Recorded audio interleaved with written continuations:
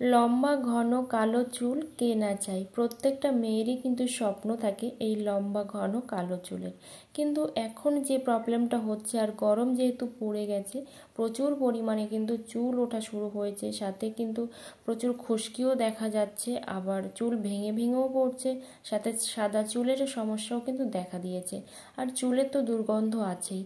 তো এখানে আমি নিয়েছি কয়েকটা লবঙ্গ, যেটাকে লংও বলা হয়। তো লবঙ্গ আমি নিয়েছি এখানে, আর ইংলিশে বলা হয় ক্লভ, সবাই জানো সেটা। তো এইটা আমি দিয়ে কিভাবে চুলের রিপেয়ারিং করব, তো সেটাই কিন্তু তোমাদেরকে দেখাবো। কারণ এই যে ড্যামেজ চুল, এটা আমাদের কারোরই পছন্দ না। সাথে হচ্ছে চুল দিয়ে যে দুর্গন্ধটা বের হয়, খুশকিটা বের হয়, সেটা কিন্তু ভীষণই খারাপ। আর তার সাথে সাথে আমাদের চুল পড়ার যে প্রবলেমটা হচ্ছে, সেটাও কিন্তু রিমুভ হয়ে যাবে। এখানে আমি একটা সসপ্যানে জল বসিয়ে দিয়েছি, তোমরা যে কোনো পাত্রে কিন্তু জলটা বসিয়ে দিতে পারো। তারপর দেখো এর মধ্যে আমি লবঙ্গগুলো দিয়ে দিলাম। এটা আমি বেশ কিছুক্ষণ ফোটাবো। ধরো 1 গ্লাস জল দিলাম, সেটা আমি অর্ধেক করে নেব। তার মধ্যে আমি দিয়ে দিচ্ছি কয়েকটা তেজপাতা।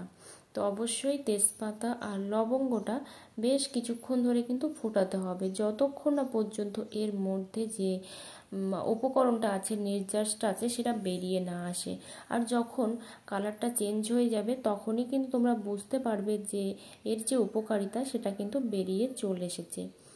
আর কি বলতো, চুলের যে দুর্গন্ধটা তৈরি হয় না, তার থেকেও কিন্তু প্রচুর পরিমাণে চুল ওঠা শুরু হয়ে যায়।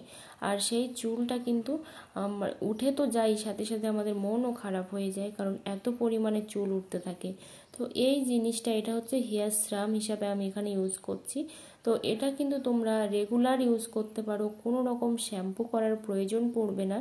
তো লবঙ্গগুলো আমি তুলে নিচ্ছি, আর এটা আমি ফেলে দেব না, এটা কিন্তু আবার খাওয়ার কাজে লাগবে, কিংবা তোমরা রৌদ্রে দিয়ে শুকনো করেও রেখে দিতে পারো, যেটা কিন্তু পরবর্তীকালে রান্নার কাজে কিংবা চা তৈরিতে বা যে কোনো কাজে কিন্তু তোমরা এটাকে লাগাতে পারবে।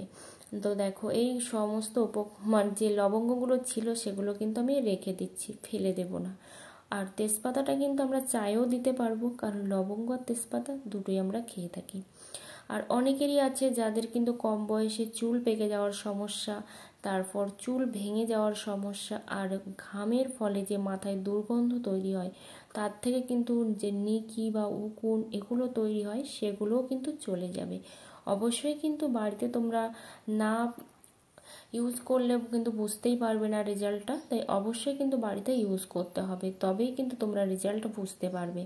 এখানে দেখো, এটা কিন্তু এখনও আমার ঠান্ডা হয়নি, এটা পুরোপুরি ঠান্ডা করে নেব, তারপরে আমি এটাকে ইউজ করব।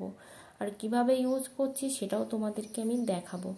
এখানে দেখো একটা নিয়েছি স্প্রে বোতল। অবশ্যই একটা স্প্রে বোতলের সাহায্যে কিন্তু তোমরা এখানে ইউজ করবে, তাহলে কিন্তু খুবই ভালো হবে, আর খুব ভালোভাবে কিন্তু স্প্রেটা করা যাবে। অবশ্যই একটা কটনে করে নিয়ে, কটনের বলে করে করে নিয়েও কিন্তু তোমরা স্প্রেটা করতে পারো। আর এটা হেয়ার সিরাম হিসাবেই আমি ইউজ করছি, কোনো রকম কিন্তু শ্যাম্পু করার প্রয়োজন পড়বে না। যেহেতু ঠান্ডা হয়ে গেছে, বোতলের মধ্যে এটা আমি এখন ভরে নিলাম। আর চলো এবার দেখাই তোমাদেরকে যে কিভাবে এটা ঠিক আমি অ্যাপ্লাই করব।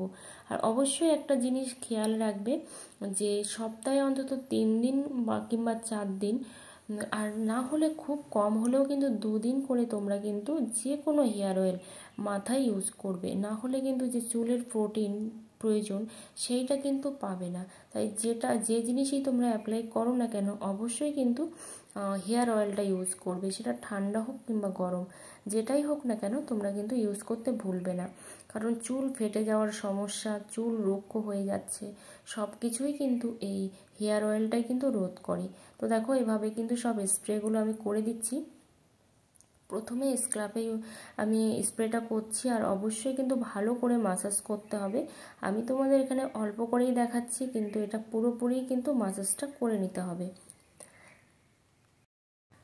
খুব ভালো করে দেখো আমি কিন্তু স্প্রে করে দিয়েছি, শুধুমাত্র স্ক্রাবে স্প্রেটাই করলাম না, আমি কিন্তু পুরো হেয়ারটাতে স্প্রে করে দেবো এরকমভাবে, কোনো রকম প্রবলেম কিন্তু হবে না। আর কোনো ভয় পাওয়ারও কিন্তু প্রয়োজন নেই, কারণ এটা কিন্তু আমরা নিজেরাই খাই, তো সেই জন্য সেই হিসাবেও কিন্তু আমরা এটাকে ইউজ করতে পারি। কিন্তু চুলের জন্য যে এতটা উপকারী, তোমরা না ইউজ করলে কিন্তু বুঝতেই পারবে না। আর এটাতে কিন্তু শ্যাম্পু করারও কোনো রকম প্রয়োজন পড়বে না, এভাবেই কিন্তু এখন আমি রেখে দেব। তো অবশ্যই বাড়িতে তোমরা অ্যাপ্লাই করো, না হলে কিন্তু বুঝতেই পারবে না।